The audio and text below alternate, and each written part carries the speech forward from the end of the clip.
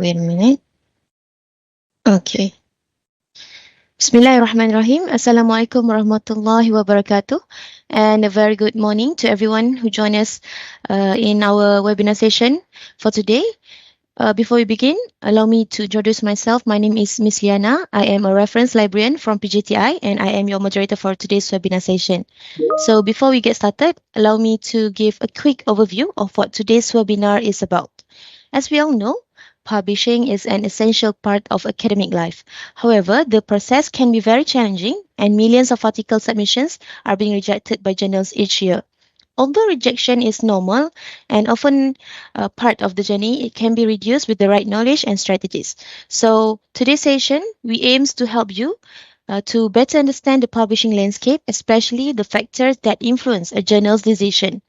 And during this webinar, we'll be learning on how to select a journal that aligns with our research, gaining clearer insight into how the peer review and publishing process truly works, and discovering helpful tips to avoid the common pitfalls that lead to rejection.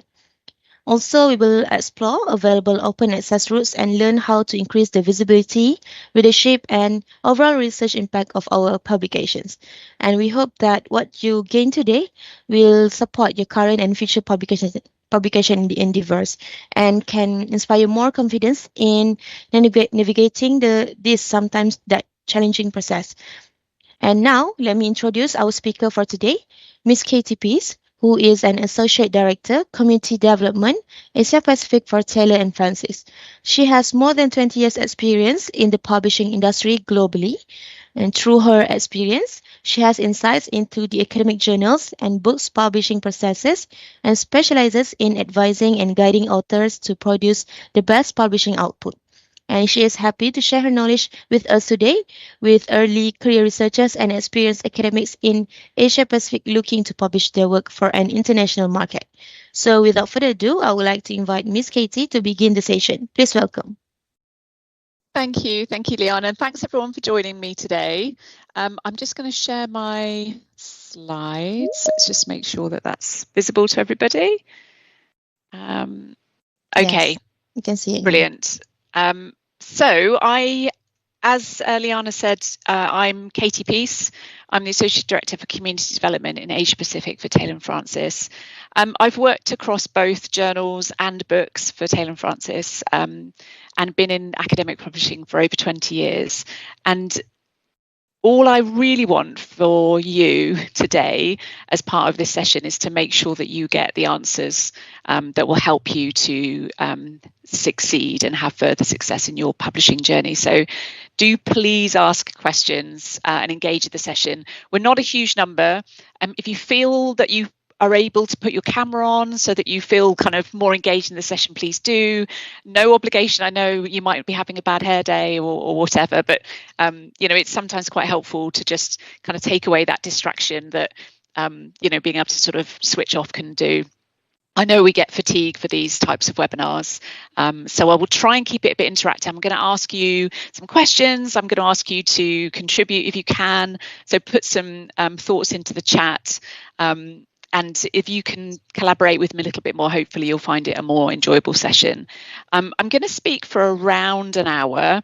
I'm really happy to answer questions as we go. So if you have a question at any stage, please just put it into the chat and I can answer it at an appropriate stop within the presentation rather than having to wait to the end, or feel free to wait to the end as well.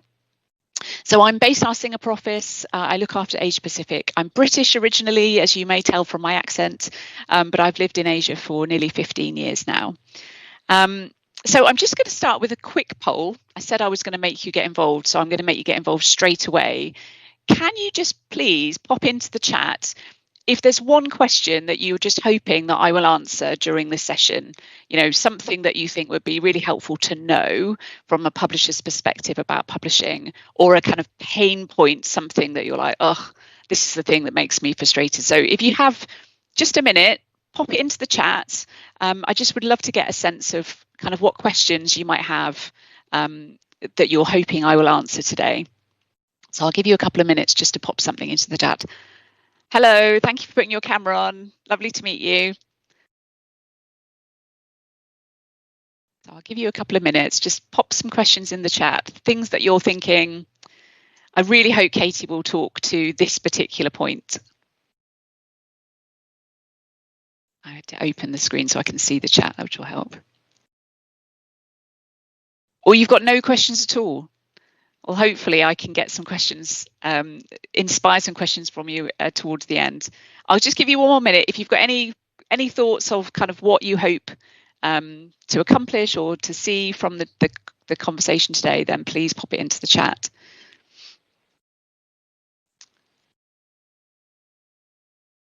Okay, I'm going to assume that for now everyone's just waiting to hear what I have to say, and we'll sort it out later. So as I say, I'll be stopping at regular intervals to kind of give you some time to ask questions as well. And I do hope that we can cover kind of all the things that you'd like to know. So what am I planning to cover? So I'm planning to cover how to choose the right journal for your article, which may or may not be the top journal in your field. It may be something which is just really appropriate for your particular journal article. What the peer review and the publishing process looks like from a publisher's perspective. Some tips to help you avoid rejection, even though we know rejections are really, sort of natural part of being an academic. I think that will help. Some sort of conversational aspects around open access publishing. What are your options? How do you pick a journal, and if you've got open access funding? And then a little bit on how to maximize visibility and research impact.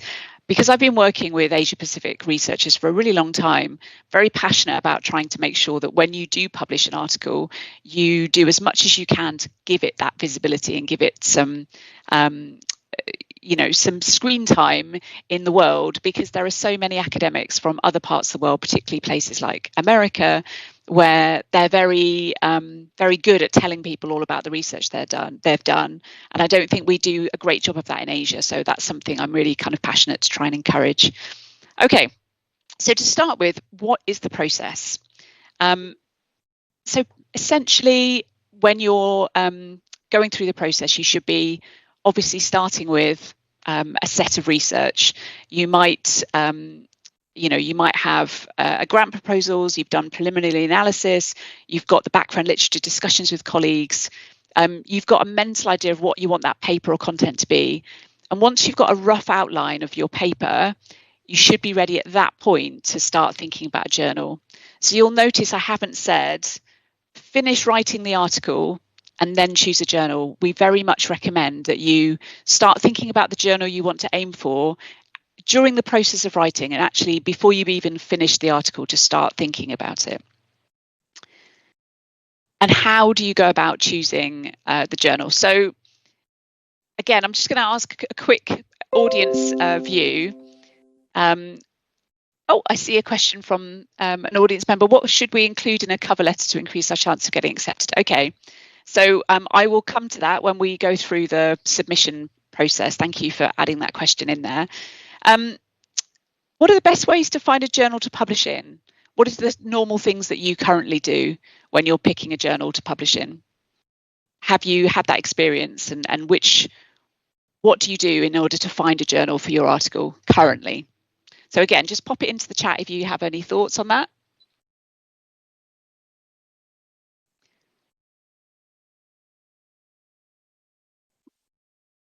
So what is your current process in terms of picking a journal?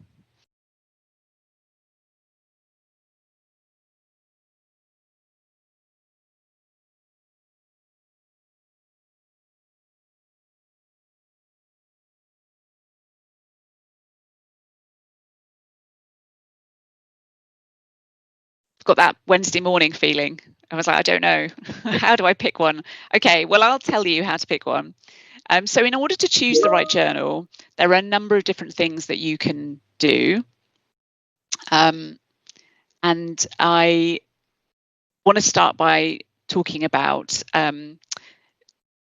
these three things. So there are 3 different options here. So depending on what you're trying to achieve, you can have a look at, for example, Clarivate's Web of Science listing, which gives you a list of journals that have impact factors. And so if looking at the kind of quality in terms of the number of citations that journals have is important to you or your university, then you can look at those journals which have got an impact factor and therefore have already got a sort of metric that says that this is a particularly good journal in your field. So that can be useful. If you're looking at open access journals, there's the Directory of Open Access Journals, which is the DOAJ, which I think can be a great way of looking at particularly open access journals. And I'll talk about sort of predatory publisher behaviour later, but with open access journals, it's a really good way of knowing what are the strong and quality open access journals. Or you can have a look at publishers' websites. And I think that can be a really good way of doing it. So picking the publisher can also be a really good way of starting. So Taylor & Francis has our website. Taylor & Francis is www.tonfonline.com. So you can just go there and you can do a search. We have over 2,600 journals. Actually, it's more like 2,700. I think that's a little bit outdated. Journals in almost every field you can imagine. So you can just go onto our website and have a look at using a keyword search, and it will give you a list of potential journals that you could consider. We also have something called the Journal Suggester tool.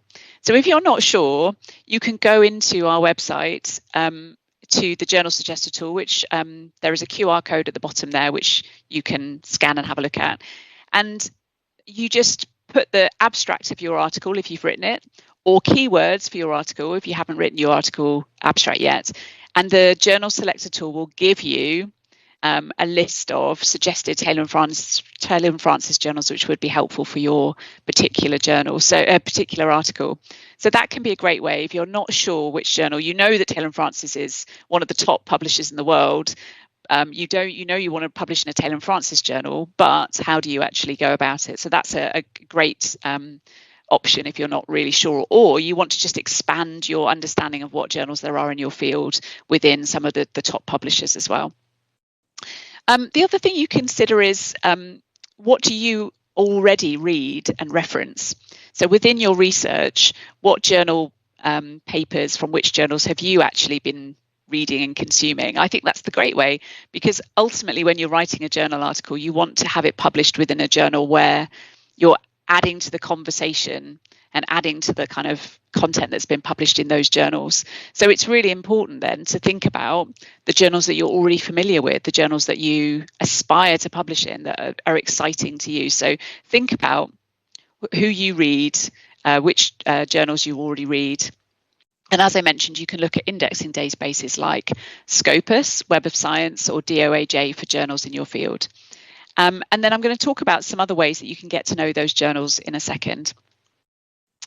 I'm just going to give you a few examples. This is just, I picked a few journals that I thought might be relevant to some of the subject areas that you already publish in. So Journal of Cybersecurity Technology, Applied Artificial Intelligence, Cybernetics and Systems. I've given some little bits of information there about some of the metrics, the citation impacts, and the sort of Scopus scores and things, if that's interesting to you, all of which you can find on our website. So International Journal of Modelling and Simulation, Journal of Decision Systems, and then some more here, Cybersecurity Technology, Defence Studies, Asia Security, Global Information Technology Management. As you can see, I've just pulled a really small selection of journals that I thought might be relevant. I'm sure there are many, many more, but hopefully that just gives you a little flavour of some of the Taylor & Francis journals that you might consider publishing in. So how do you choose a journal? As I say, I think you need to think about a number of different factors. One of the main one is reputation. You want your article to be published in a journal that's going to add value to your reputation as an academic. You don't want your journal article to be published in just an easy to publish in journal that will take anything because you want to get published. What you want is to be quite aspirational and try and publish in the best quality journal that you can, so that the impact of that paper is more. And also, you don't do an article every 3 months. You do an article maybe every 6 months or every year. So it's important that when you actually produce the output from that fantastic research project that you've spent 2 or 3 years, honing that actually that output is representative of the quality of the content that you've written. So reputation, I think, is really important. Indexing and matrices I've talked about. As I say, published articles, who else are you publishing alongside? Who are the academics that you have read that have published in that journal, and would you like to be kind of rubbing shoulders with them? Who's on the editorial board? Which other senior academics in your field are on the editorial boards of which journals? Another way of checking in terms of the quality. Is there a society related to the journal? Is that something that's important to you? Do you go to a conference that has a journal and perhaps that's a really good community that you want to be part of? And then instructions for authors and editorial policies I'll talk about in a second. So how can you do that? So I'd like to think at this stage you've got a short list. So maybe not just one journal, but maybe you've got 5 or 6 journals that you're really quite keen on. It doesn't all have to be from Taylor & Francis. Obviously, you may have other publishers in mind, but you've picked your few journals that you're interested in. And then I would encourage you to now get to know those journals. And how do you do that? One of the first things is to look at the aims and scopes. So this is a particular journal, Cogent Education, which is quite a broad journal in education. It's open access, and because it's broad, it covers all areas of educational research. So it's quite a broad stroke journal. And if that's interesting to you, then this would be a really good option. It says in the aims and scopes, this is a leading multidisciplinary open access publication looking at the breadth of educational research. It's very clear from there what type of journal it is. And it says at the bottom right of the screen there, this is an open access journal. So again, it just gives you all the information you should need to know whether this is the right journal. It also, in this particular one, in the aims and scopes, gives you a list of sort of topics and subtopics that it's generally interested in as well. So you can have a look at that list and see, is my topic area in that list? Is it something that this journal covers?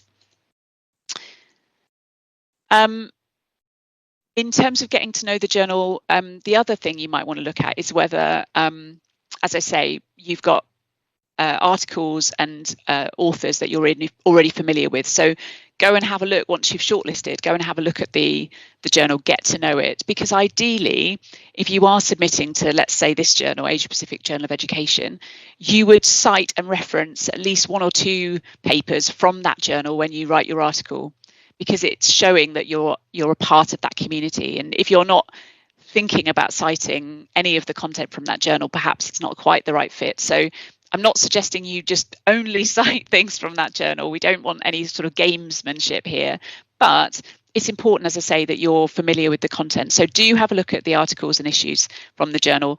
It will also help you understand about the content. Is it the right fit as well?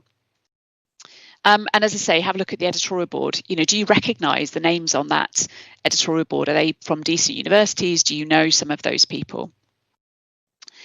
I mentioned metrics a couple of times. If you have a look in the green box, it says journal metrics. So all of our journals will have all of this information available to you. So what's the usage, sort of how kind of popular is the journal? What's the speed of acceptance in terms of decision, number of days to decision? If you're trying to publish very fast and you need to get something out really quickly, this can be vital for you to understand how quickly a journal will give you a decision.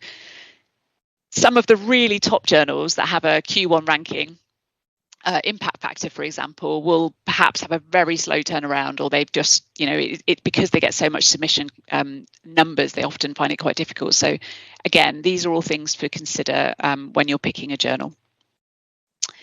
And then audience. So if you've got quite a practitioner focus to your research, you might want to choose a journal which is really looking at that practitioner market. So this is an example of a journal of Quality Assurance in Hospitality and Tourism, which offers readers examples of real-world practice and experiences involving and these the areas.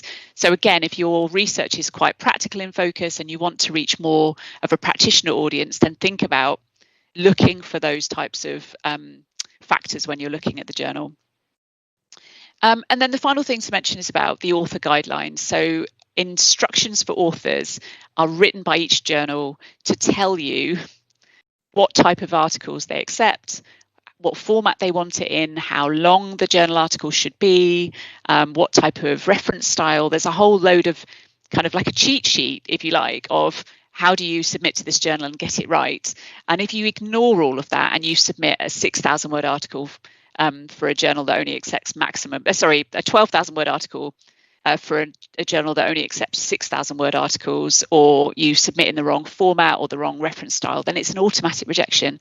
So try and avoid some of these quite simple things to make sure that you're, not falling foul of that at that stage. So that's some information about choosing the right journal. Does anybody have any questions at this stage about choosing a journal, or information they think should be on publishers' websites, or things where you've fallen afoul of picking the right journal?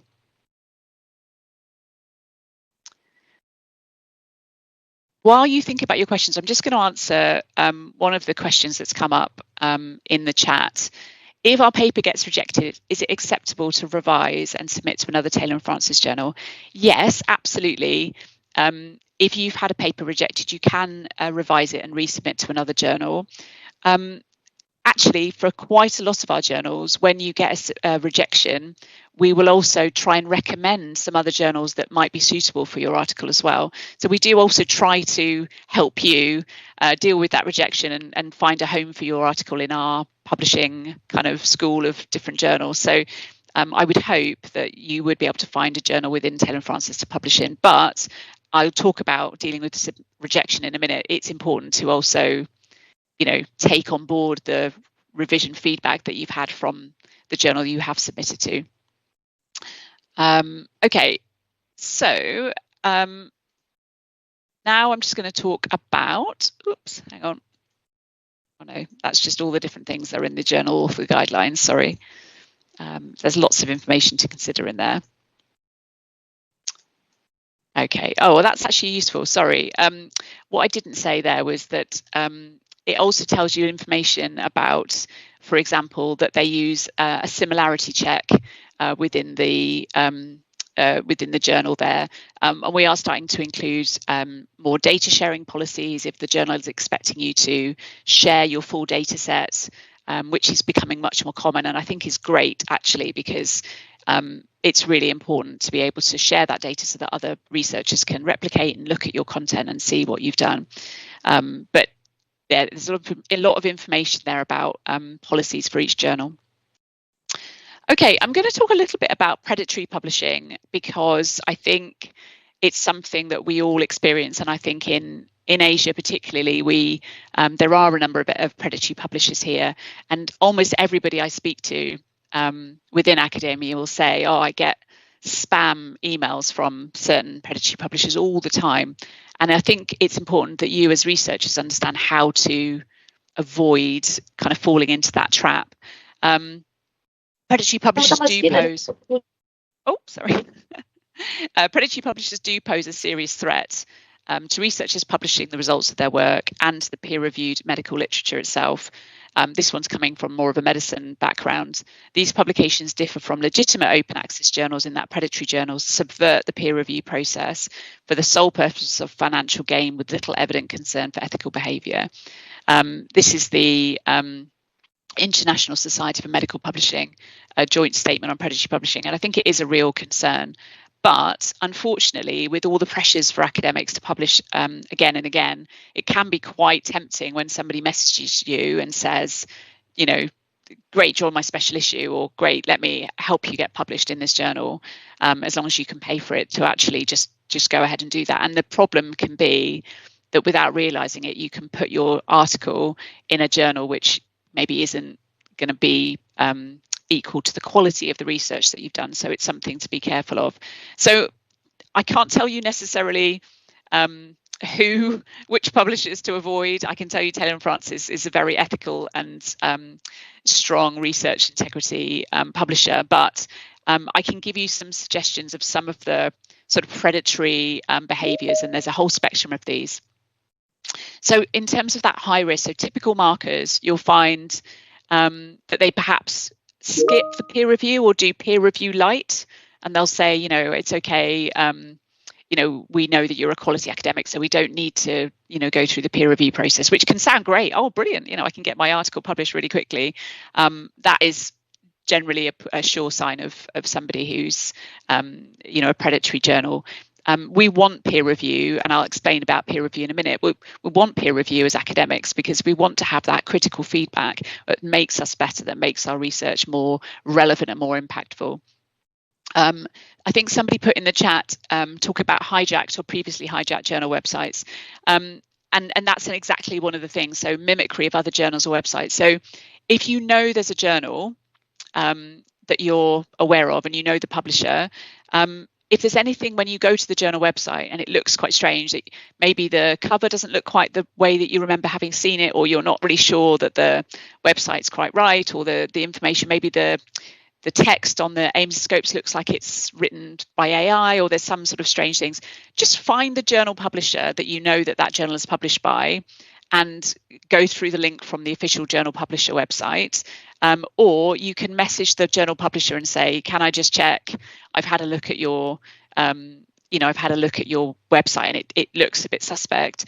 It is an issue. Obviously, large publishers like Taylor & Francis have a whole IT team dedicated to trying to kind of keep on top of anything like this. But nobody at a journal, if you contacted the editor of the journal directly, would be unhappy with you for messaging and saying, I'm just double checking because we've had some problems with this. I'd be really interested, Sarai, to hear more about that. If you had an experience about that, perhaps you could tell us a little bit about it at the end.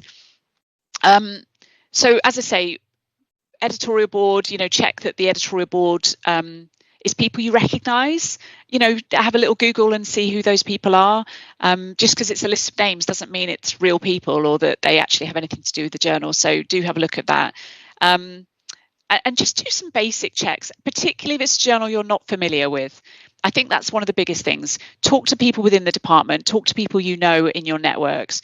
Do they know about this journal? Is it something that other people have published in? And that's why we say have a look at the journal articles that you're citing, the journals that you already know. Try not to be attracted to a journal that is making it seem very easy, because actually sometimes when something looks too good to be true, it often is.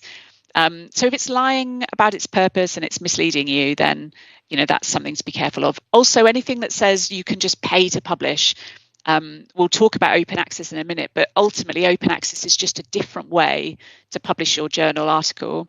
It doesn't mean it bypasses the quality controls of a good publisher. Most publishers will still only publish your journal article if it's good quality and it passes peer review, not just because you've got open access funding to pay for it. So that's another big red flag there. So I think those are quite important. And then obviously, typical markers of a quality journal: thorough peer review, a strong editorial board, robust systems around research integrity and ethics. They're clear about what publishing costs might be involved and the process.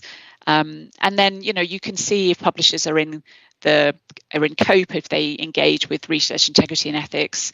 Taylor & Francis does. I've literally just come back from a publishing ethics conference in Sydney last week, and very, very interesting. It's quite hair-raising how much fraudulent behaviour and predatory publishing exists in academic publishing. I think because of the pressures on academics to publish more quickly. Okay, if you have been tricked and you've published something with a predatory publisher or a predatory journal, what do you do? So don't be ashamed. Honestly, they're very clever, and they're spending a lot of time trying to make it as easy as possible for you to be fooled. So don't be ashamed. It's absolutely don't be embarrassed at all. They are designed to deceive you into thinking they're legitimate publishers.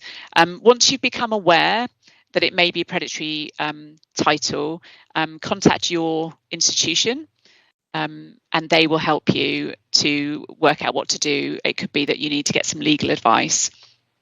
It's important that you don't, and it's important that you contact the journal to ask them to remove the article as well, because they may not be aware that this has happened. If the journal fails to respond, there may be additional legal steps, because they should actually engage with you on that problem. But until the situation has been resolved, you shouldn't resubmit your article to another journal. We can't have two journals publishing, even if one of them has gone into a a paper mill journal or a predatory journal where it's not where you wanted it to be, unfortunately you can't, because it's not good for your reputation, have another article then publishing with another journal, because that duplicate submission will cause more problems than the first predatory publisher journal article caused in the first place. If you manage to get your paper removed, you can then resubmit it to another journal, but you must tell the editor via a covering letter what happens so that they can make an informed decision. So, it's not the end of the world, but there are some careful steps that you need to take to manage that. I'm going to stop there and ask if there's any questions. Zarahi, who put about hijacking on the chat, if you would mind telling us a little bit about your experience, that would be great, and I can answer any questions anyone else has as well at this stage.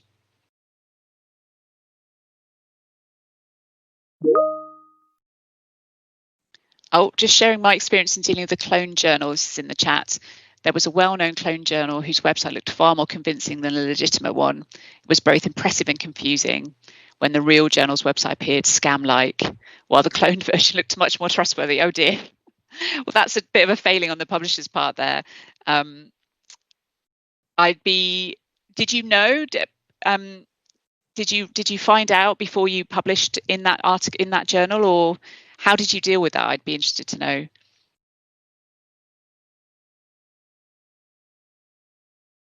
Oh, you're all very quiet. You can just chat to me. I am just a normal person. I think both of those are really interesting situations. I'd love to have, any information about that. So, okay, no experience. I'm just being cautious. Okay, fair enough. Perhaps at the end, if we have a chance, we can have a little bit of a discussion about this, because I do think it's really important. And, we all know with AI and the advances that are happening, particularly with AI, there are so many more ways of being fooled, and, you do need to be really careful. So all of the information I said about making sure it's a trustworthy publisher that you'll recognise. Ideally, it's a journal that you've already read articles from. You know that colleagues have published in. You know that your community is aware of this journal and it's a good journal. All of those things are important. And if the website gets cloned, then I'm not sure necessarily what you can do, but you won't be alone, because if it's happened to you, it'll happen to other people as well. But just have your wits about you and be quite cautious would be my suggestion. Okay, so on to submission and peer review. I'd love to just get a thumbs up in the chat if you've ever been rejected from a journal, either at desk review or at final submission stage. Just give me a thumbs up if that's the experience you've had. If you just go to the React at the top, I think you should be able to just do that. But yeah, give me a thumbs up if you've ever had a rejection. It might be at desk review stage or at final submission stage. It may be you've never submitted an article before and you're thinking about writing your first article. But if you have, do put that up. I'll be amazed if none of you have ever received a rejection before. I've had a rejection and I've only written an article once. There you go, some thumbs up there. So I think that's the first thing to say, is even experienced researchers face rejection. It's just part of the process, but many rejections are preventable if you understand why journals say no. So this is a list of the top 10 reasons that we've collected together from all of our journal editors in Taylor & Francis over the years. And honestly, the number one shouldn't surprise you, but sent to the wrong journal. This is why reading the journal's aims and scopes carefully is so important. Check that your topic aligns with the journal's focus and audience. As a recent example, we had a researcher from Indonesia who was very unhappy that they'd submitted to 3 different journals and they'd been rejected from all 3 and wanted me to understand why. When I looked at them, they'd submitted to the Journal of Baltic Animal Science and the Journal of Italian something, and a third one which was just not the right topic at all, the right subject area. And but they'd looked at kind of metrics, they'd looked at kind of impact factor and said, oh, this looks like quite a good journal. Unfortunately, those journals focus on, for example, the Baltics is the Baltic area of kind of Europe. The Italian one only looks at Italian examples. So it just sounds very silly, but actually it's surprising how often that happens. I was talking to the Australian Journal of Medical, the Australian Medical Journal of the Australian Medical Journal, yes, or the Medical Journal of Australia, sorry, I think it is, this week, and they were saying how many papers that they get submitted which aren't anything to do with Australia at all, but it's in the title. So again, just really think about it and try and avoid having that situation where you do something which, it's all very well for me to laugh, but it can take, a few months for you to get that response, and then you've got to wait and then submit again to another journal. So just kind of avoid that if you can. Someone in the chat put, I was rejected once because I was too ambitious and aiming for a high quality journal while my paper was only so-so. Fantastic. Thanks for that feedback. I think that's really important as well, because I think you have to be aware of your own paper's promise and expectation. If you're an early career researcher, maybe you've just finished your PhD, perhaps your article isn't yet going to be at that quality and level. Maybe your academic writing isn't such that you've reached that level, or you haven't done enough research over your career yet to have found your big breakthrough finding or your big new theoretical contribution. So it may be difficult to get that journal article into a kind of Q1 impact factor journal or a Q1 Scopus index journal. So think about where your article might be, might be best placed, and it might be that you go for a Q2 or a Q3 journal to start with. If you have plenty of time, you can try for shoot for the moon. Why not? Try for one of those top journals and get rejected, perhaps get some good feedback along the way from those journals, and then you can go into another journal with some of that feedback on board. So, rejection isn't necessarily a terrible thing, because actually you can get some really good quality critical feedback from really senior people in the field as well. Another question in the chat: what's the meaning of no new contribution to the subject? Okay, so I'll just quickly run through these. So, not a true journal article.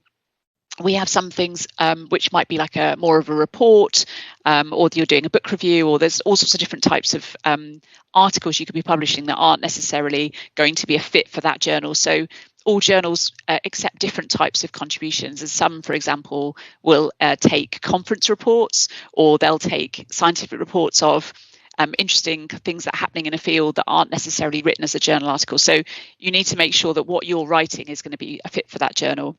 Not following the journal's author guidelines, I think we covered in terms of making sure you've got the right referencing style and the right number of words and things.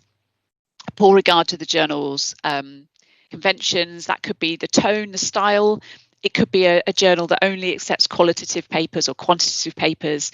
It could be around any number of things that the journal kind of specifies as being important to them. And then number 6, no new contribution to the field. So a lot of journals, particularly those top journals, want contributions that are demonstrating that you're furthering contributions in the field, advancing knowledge. And so they're looking for kind of that aha moment, this is something really special, really exciting and novel and new. And it may be that the research that you've done is interesting and in its field, and it's doing something that's quite useful, but perhaps it's not necessarily furthering the research internationally, or it's not kind of giving a really big step forward for the kind of research community. And again, some of those broader journals, I mentioned Cogent Education, for example, they're looking at more of a sound science approach. Has the research been conducted in a methodologically sound way? Has it been done in a rigorous manner? Is the content kind of interesting to this field? But it doesn't necessarily have to be completely groundbreaking and new and sort of unique in that respect to allow it to have access to that journal. But some of those top journals where they're rejecting like 95% of everything they get sent, they're looking for like the diamond in the rough. They're looking for those like key top papers. So I think that's what they mean by that. And you do need to always demonstrate kind of why your research is interesting and relevant and valuable to an international community, I think, as well. Not properly contextualized. So you need to situate your research in the broader literature, particularly if, let's say, you're doing something which is a Malaysian context. How do you talk to those outside of Malaysia and explain why the Malaysian context is interesting, what you've discovered within Malaysia that would have some sort of relevance and kind of speak to what's happening in the rest of the world. So engage with international literature rather than only just focusing on what you're doing and what your context is. There may be people in the US or the UK who don't know the Malaysian context or the culture or the religion or the politics. So you might need to just contextualize your research a bit. Poor theoretical framework, I think, is quite clear. Particularly relevant in social science and humanities, that it's important to have a good theoretical framework for your research. Messy presentations, sloppy proofreading. Again, I think this is something that you can all very easily ensure that you don't fall foul of. But don't underestimate the value of asking a trusted colleague to have a look at your paper before it's submitted, and they can give you some feedback on, oh, okay, the tables are a bit messy. Could they be a bit neater? Or your diagrams that leave a bit to be desired. They can give you some feedback on kind of the messy presentation, and then the libelous, unethical, rude, or lack of objectivity. Obviously, try and avoid doing any of those things. Lacking objectivity, particularly, can be difficult if you're coming from a place where your university puts pressure on you to, just really talk with glowing praise about everything they do and not be critical at all about what's happening in the research that you've done, or you're working with a society or a funder that's kind of given you money to do that. So it's quite important that you'll show clear objectivity as well. So that's just sort of top 10 reasons that articles get rejected. But as I say, that sent to the wrong journal, I think, is honestly the number one thing to really take away from that. But really put yourself in the reviewer's shoes, make it easier for them to say yes, and it's clear that this is a good article for their journal. So poor writing style, grammar and English is also something I think you should be really aware of. So keep it simple, express your complicated ideas quite plainly. Just because it's an academic language doesn't mean it has to be complicated or multiple phrases in each sentence. Use accessible language where possible. Again, just make it clear for people. Create a strong and appropriate structure. Seek feedback from colleagues and seniors before you submit, and make sure you're telling a story that's easy to follow. We all have limited time, so you want to read something that's interesting, even if it's just a report on some research. It still should be engaging and easy to follow. I talked a little bit about predatory publishing. I think it's important to think about that's about the publisher. This is about you as an academic, and just some warnings around the increasing number of research ethical issues we discover, and particular in this respect is to do with AI. But this is just, again, a spectrum of all the different things where you can kind of fall foul on the green side. You can fall foul of accidentally doing some of these things, and then there's more intentional misconduct on the other side. I'm not going to talk about all of these things, but as an example of something, it could be like just an accidental error. You could use generative AI tools if you're doing editing or something, and then not disclosing that to the publisher or the journal. It's really important that you're transparent about any use of AI in your work. You can accidentally do duplicate submission. So, for example, there's 2 or 3 of you writing a paper, and you haven't had a conversation about which journal, and one of you just gets carried away one day and gets the publication submission out there, and someone else has done the same in the same weekend, and you haven't discussed, and you can end up with duplicate submissions. It happens actually a lot more frequently you imagine. Inadequate anonymization of sort of sensitive data.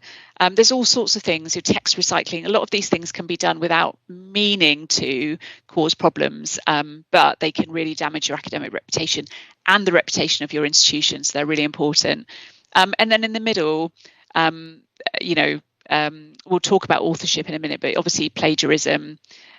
Tortured phrases is an interesting one, because the use of AI to take a piece of text and then sort of change the wording to make it better, and that comes out with all sorts of weird and wonderful phrases around what can be not nonsensical if you're thinking about it, but I think sometimes people don't realise. So there's all sorts of things in the middle, and then the intentional misconduct. So we talked about paper mills. Buying and selling authorship or citations or articles is definite intentional misconduct. Using fake data. if the data didn't show what you wanted it to, sort of making it up or manipulating the image to show something better that you. So back to the question in the chat about what's the meaning of no new contribution to the subject. I think there's a lot of anxiety around I've got to have found something to publish on. And so some of the journals now that do more of the sound science approach, they're not asking you to necessarily have found the kind of big, the big shift that's going to change oncology for the rest of days. What they're looking for is, what did you do in your research that was methodologically sound, was done with good data? What was the research data that you found? So those sound science venues are helpful, particularly if you found something that wasn't necessarily as groundbreaking as you were hoping it was going to be. So just a kind of warning there, I think there's a lot of information there about ways that you can accidentally come play foul of this. And you'll notice that use of generative AI as a sort of accidental error is on the left if you've unintentionally not disclosed it. But in the red, under intentional misconduct, nonsensical content or hoax articles, spam submissions, actually the use of AI can lead to people publishing articles with hallucinated citations and references, where no one's checked that what they've come out with isn't right. And actually, if you've used AI and then haven't even bothered to check the citations and references you're using, then that is intentional misconduct, because you haven't done that research, you haven't actually done the work yourself. I've just got a couple of questions in the chat. Could you elaborate more on breaches of copyright? If a figure is copy and pasted with appropriate citation, is it still a breach? So it's very important that you're transparent about using someone else's data. If you've cited that where that's come from, then that should be absolutely fine. It's just if you're using somebody else's table or data without any citation or reference, then that's a problem. How much AI percentage is allowed? I might need you to clarify that question a little bit more in terms of how much AI percentage is allowed. In terms of, from a Taylor and Francis perspective, we say that you should declare any AI usage that you have used for your article, and the AI usage is okay if it helps you to kind of smooth the language, or help with grammar. Like, for example, Grammarly would be absolutely fine. But if you're using AI to actually write the article or to produce any of the research, then that isn't acceptable, because you don't know what type of errors could be introduced, and it's not actually your own work. AI can't be an author. You can obviously use AI to help analyze analyze tables and data, but you need to be very careful to check the overall result. But I wouldn't use it to write the article, because I think you have a real risk of it looking very suspicious, because AI tends to produce some quite strange phraseology that most normal human beings don't write with. But also it can lead the journal editor to be a bit suspicious. Like, if they see that you've written using AI, how much other things might have been manipulated with AI, like the data and things like that. So it just, I think unless you need it for some reason, I think it's a bit I would avoid it generally, other than to sort of help with sort of analysis and things like that. How much AI similarity is involved? So again, all publishers are using different tools at the moment, and the AI tools that we have are more likely to flag a positive, and they'll come up with something where there's a whole range of different things that they check. So I would just be really transparent about what you've used and how you've used it, and think about whether you need to use that AI tool, or whether you can do just as well with a check with a colleague, or if you can just use it for certain things which are within the parameters. I'll include in the chat a link to the Taylor and Francis AI policy at the end, but please ask some more questions about that at the end if I haven't answered your questions thoroughly. I know it's a real hot topic, so do feel free to ask more. Okay, so authorship is one of the big areas that we have problems, and that leads to kind of ethical and research integrity disputes. And the issues generally are things like author disputes, where somebody doesn't necessarily realise that they've been put as an author onto a paper, and their contribution isn't something that they've necessarily had any say in. Ghost authorship, again, it's just we've sort of added you in. And then authorship for sale, where somebody quite senior has been, popped into a paper to give the paper more gravitas, essentially. So in order to be an author, they have to have made a significant contribution to the work reported. So it's not okay for example, your PhD supervisor to co-author your paper unless they've actually had a significant amount of contribution to the paper itself, and they've helped you, and they've maybe done some edits, they've worked with you on the paper. They need to actually have done those things in order to be a co-author on your paper, and I think often people aren't aware of that. They have to have drafted, written and substantially revised or critically reviewed the article, which is where your PhD supervisor might have really helped you and given you lots of really helpful feedback.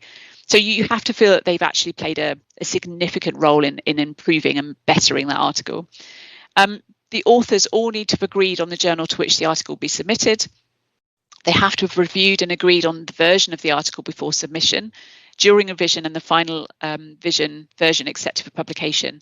So it's not okay for you to say, I wasn't aware that this professor was submitting this article under my name because I didn't know they were going to send this version, or it's not the right version. You need to be really aware of what's happening with your research and your paper. And because you have to agree to take responsibility and be accountable for the contents of the article. So if there's a retraction that happens because of faked data or some issue with the actual article, it's not enough to say, oh, well, actually, I didn't know that they were doing that. You have to be responsible and accountable for the content of that article. So I think authorship is something to be really aware of if you're working with other academics, and be really clear and transparent about what's happening with your particular articles. So remember, any listed author is a representative of the published paper and shares accountability. Corresponding authors have to sign the author publishing agreement on behalf of the co-authors. So again, make sure you are aware of what the corresponding author is doing and who that is. Authorship comes with responsibilities. So again, if you're a senior academic, just be careful of somebody asking to put your name on their article. It might sound great that, brilliant, I've got another article under my name, but you are accountable and responsible if that person then does something unethical. So authorship and transparent use of generative AI. Taylor & Francis supports the responsible use of generative AI tools that respect high standards of data security, confidentiality and copyright protection. So language improvement, idea generation and idea exploration, particularly at the beginning, interactive online search with LLMs, literature classification and coding assistance, any assistance from AI tools for content generation and other similar types of technical tools which generate article content must be clearly acknowledged within the article. And then it's really up to the journal editor to decide whether they want to move forward with it. So if you've given them any cause for them to be suspicious, we're finding a lot more desk reject because somebody's suspicious of AI kind of misuse. So I think it's just really important to be transparent. You do need to be clear as well that if you put all of your article draft into an LLM tool, that content can be absorbed into that LLM tool, and your research may then just pop up and appear in other places that LLM is working with. So thinking about your data security as well, I think it's really important. So I'll post this link to the Taylor & Francis AI policy in the chat in a minute. Anything else on kind of AI and plagiarism, predatory publishing, any of that side before I move on? I'm going to assume not, but again, please just put things in the chat as we go.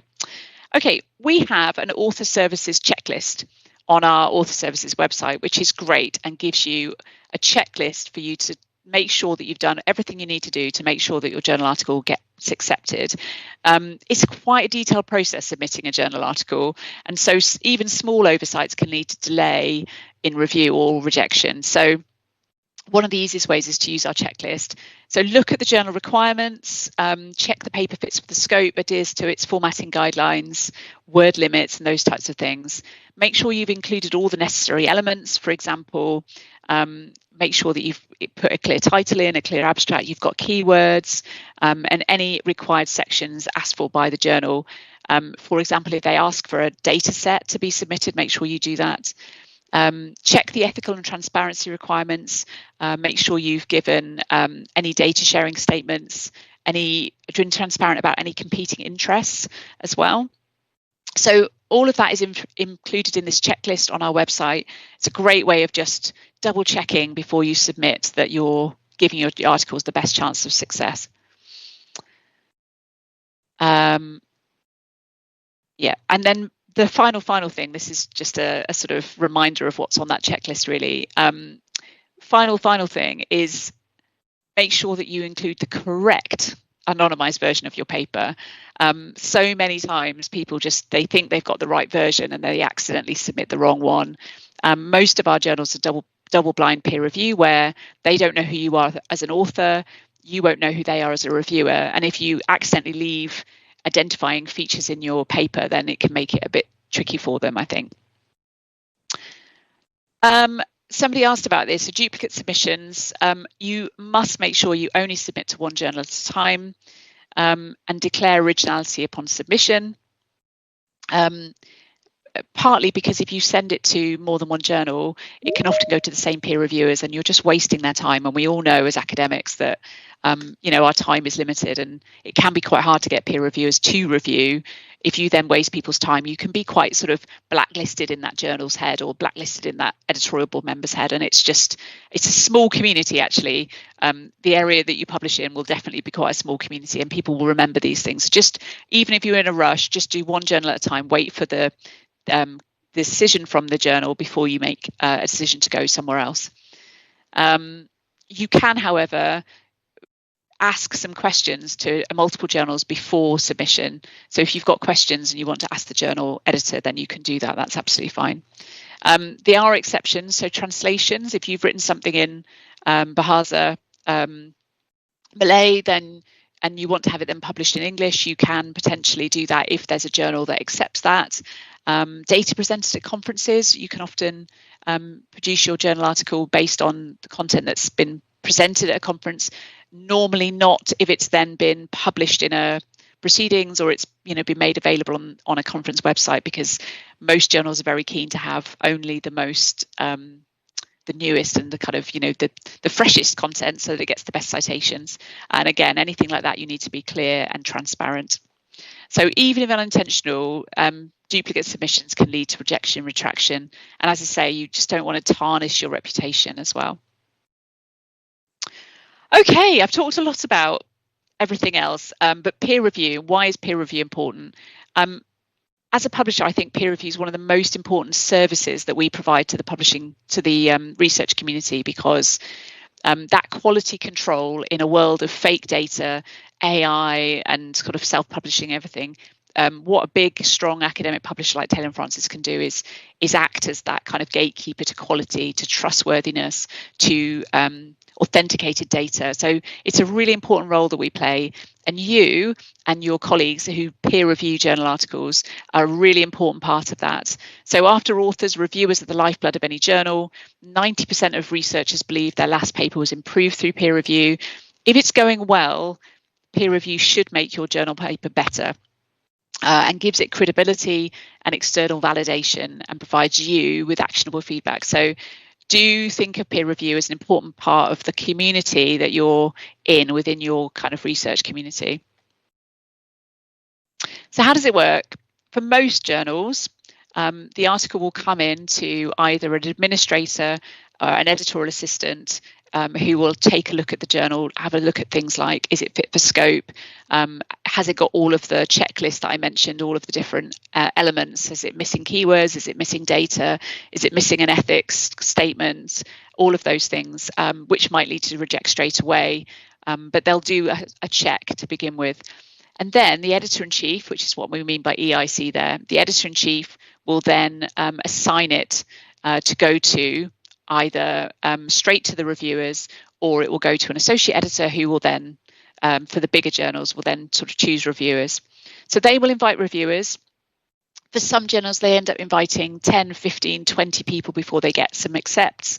But ultimately, they're trying to get you 2 or 3 different sets of feedback from senior academics in your field who will give you give feedback on your paper, give you critical comments that you can, and constructive, hopefully, comments, and suggest a decision. Their decision and their feedback will go back to the editor-in-chief for review, and they will then convey the decision to you as the author. And it may be you have, 2 accepts and 2 revise and resubmit majors, 1 revise and resubmit minor, or a reject and a revise and resubmit minor. You have all sorts of different permutations of the different comments from the reviewers, but the editor-in-chief's final decision is what the decision is that's conveyed to you. So you, as I say, you may get reject, revise and resubmit major, which is requiring some significant changes. Revise and resubmit minor might be smaller things, adding in some more references for this, or add in some additional information here, or accept without changes, which is quite rare, and you should definitely celebrate if you get a straightaway accept, and that would normally happen after some revisions. You will then have the opportunity with the bottom 3 of those, not the red reject, to go away and make some changes, take that feedback on board, and then resubmit. And then hopefully you'll get to an accept after that. I'll talk about now why it's important to actually respond to reviewer comments really well. So responding to reviewer comments is such an important part of the publishing process. It can feel like a rejection, especially with revise and resubmit with major revisions. So try and take the emotion out of it. Try not to get upset. Close your computer, forget about it for a couple of days. And when you're ready to get to work, carefully read the decision letter. It should include advice on how to respond to the reviewer's comments. It will imply information about deadlines for returning your revisions. If you have co-authors, set up a meeting so you can discuss how you're going to deal with the suggestions together. And go through the list and decide which recommendations which recommendations you'd like to adopt. You don't actually have to adopt all the recommendations from the reviewers, but if you're not going to take something on board, be very clear and state why you're not doing that, why you've decided that that isn't appropriate for your research, and be very respectful in that respect.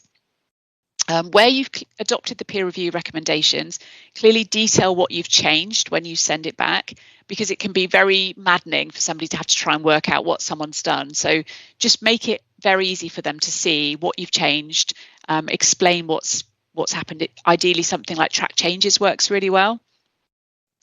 And then just remember all of this, make sure that you check the clarity, the completeness and the tone before you submit your revised version, because you want to make sure that your tone and your attitude stay professional.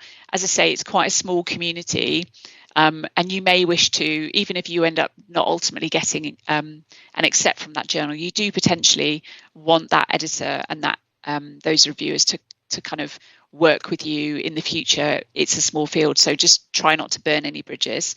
But generally, just try and make things as easy for the editor as possible when you're dealing with the reviewer comments. And again, that they're more likely to want to work with you and help you as well at that stage. This is a plea to get involved in peer review if you aren't already. We actually have a vanishingly small number of reviewers from Malaysia in particular. I don't know why.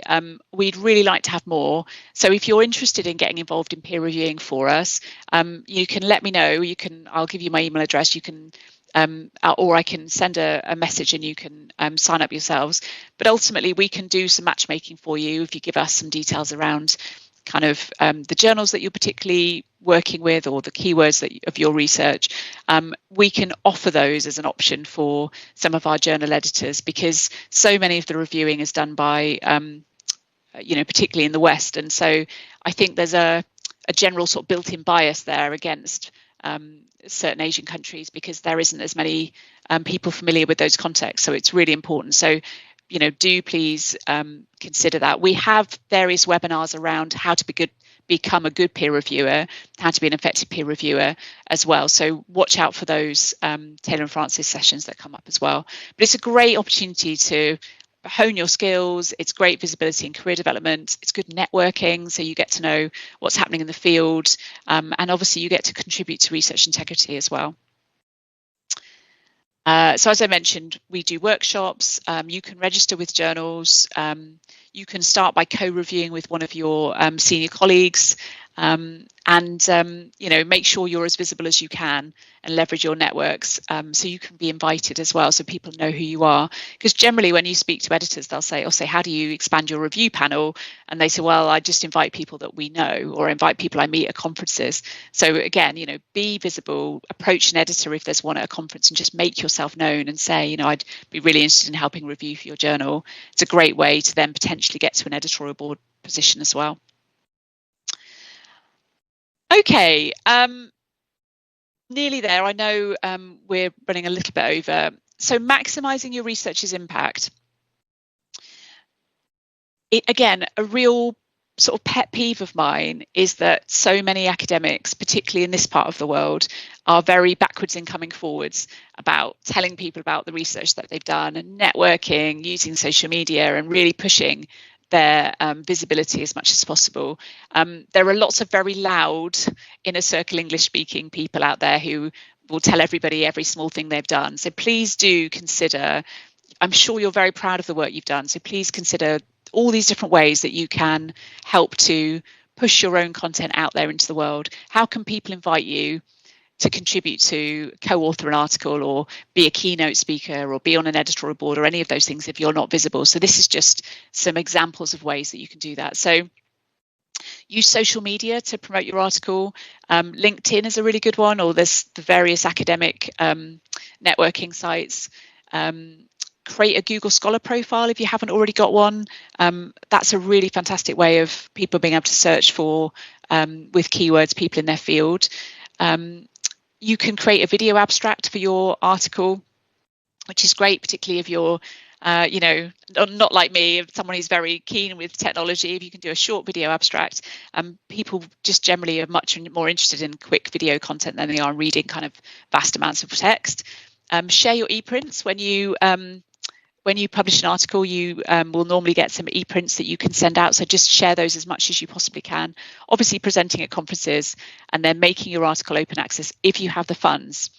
So open access publishing is an option. For Taylor and Francis, it's one of the options. It's not the only option. But if you do have some funds available from your university or from the research funding that you've been given, then I think it's a great way of making sure that your article is freely available to anyone and everyone, anywhere that has an internet, a reliable internet. So it's available for anyone to access. They can reuse and share your content and contribute to it. It's global reach. It's really a fantastic way of disseminating your research as quickly as possible. And it's really interesting that it offers not just greater visibility, transparency, but impact. So articles published open access with TNF typically receive 32% more citations and around 6 times as many downloads. And I do think one of the main reasons for that is that because it's free, people are just more likely to tell everyone all about it. But it shouldn't be the way, but it is. But I do think it's something that's, and because there's no barrier to access, can definitely access it. So 2 different types of open access publishing within Taylor and Francis. Full open access, but only open access journal articles are accepted. You have to have funding to publish in those. Or open select journals, where they will publish without open access, or if you have open access, they can choose that. Both sides of those for Taylor and Francis will only publish your article if it passes peer review. It isn't a pay for publishing. Just because you've got the money to pay doesn't mean that there's any bypassing or shortcutting of the peer review rigor. If you're interested in knowing how much it costs, we have an open access cost finder on our website.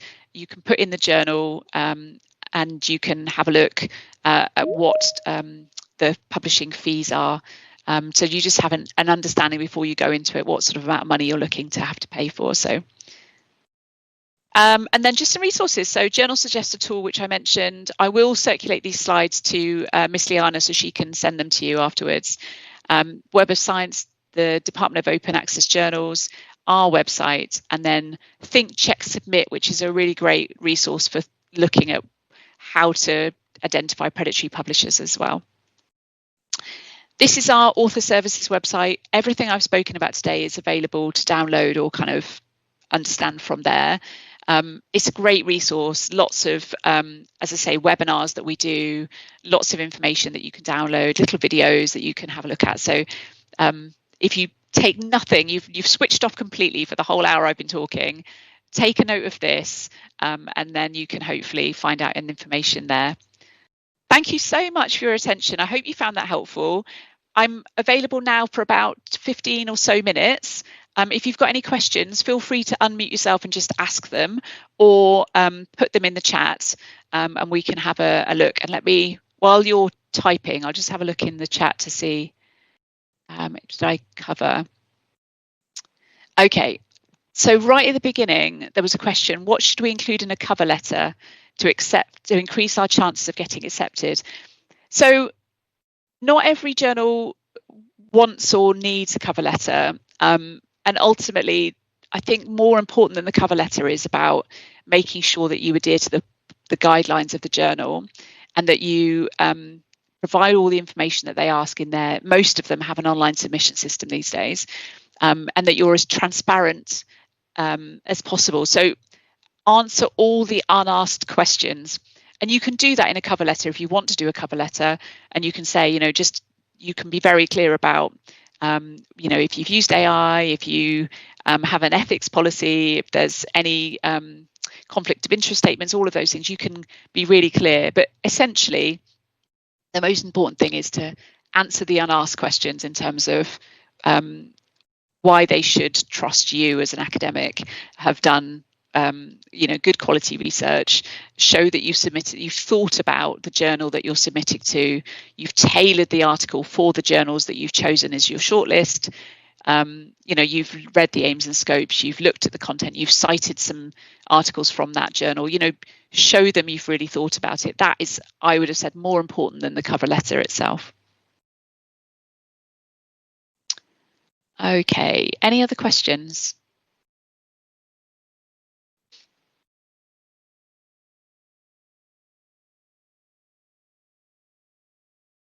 All right, Miss Katie. Thank you so much for the informative presentation, and also for answering all the questions from our participants. I'm sure our audience now have a clearer picture and deeper understanding on how to publish their work after this. And I hope the responses provided have clarified everything for our audience today. Have been really well accepted from all of you. So before we move towards closing, is there anyone who would like still to ask any more questions?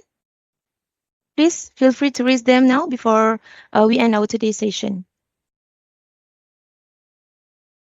And I said I would put the open access policy, and I'll just try to find the link and I'll send it. Yeah, sure.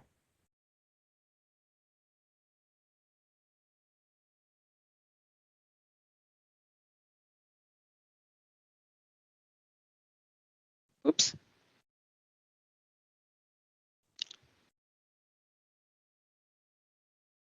Okay. Miss Katie, actually, I did receive a question from chat. Okay. The question is, are there any specific tips for early career researchers or PhD students who try to publish for the first time?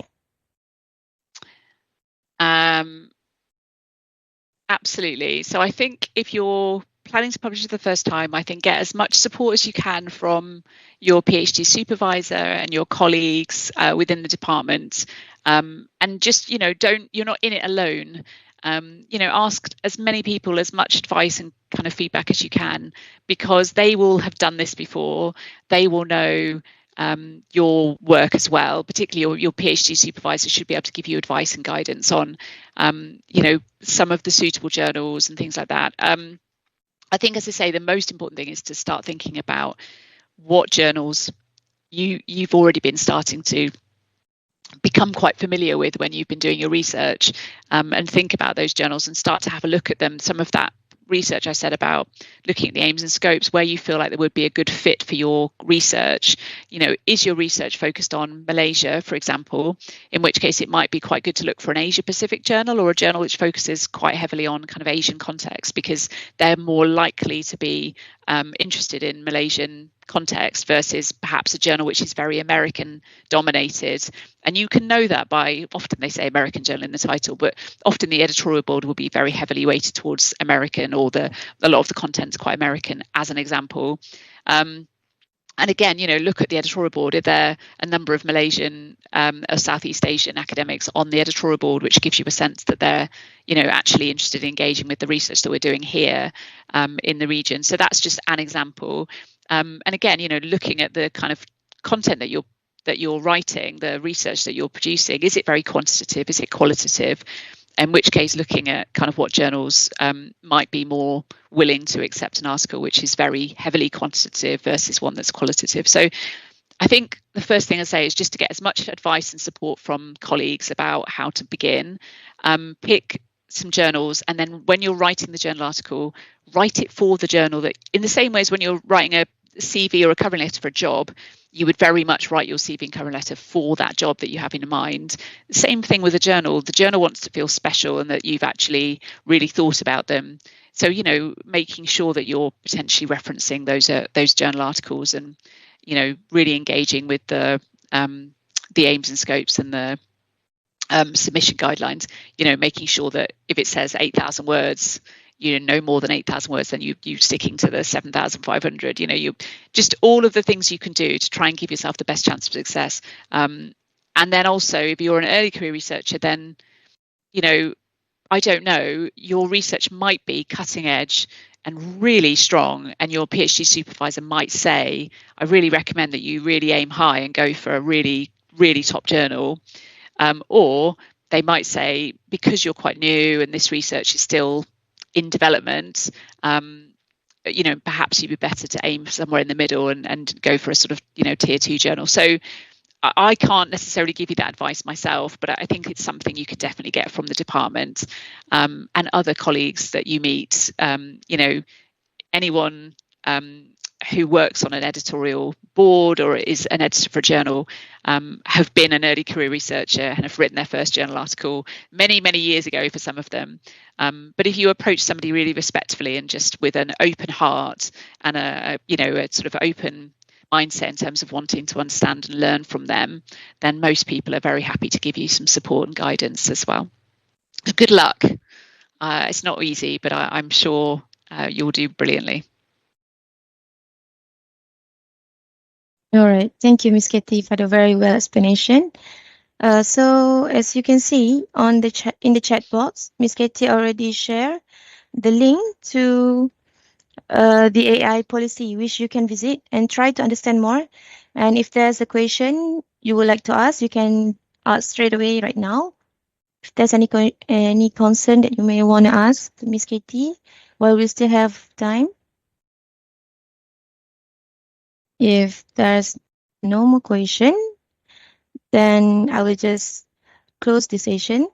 So on behalf of the General Tun Ibrahim Library and UPNM, I would like to express our heartfelt thanks to Ms. Katie for sharing very informative insights with us today. And to all participants, thank you for your participation. And before we end the session, I would like to invite everyone to turn on your cameras for a quick group photo.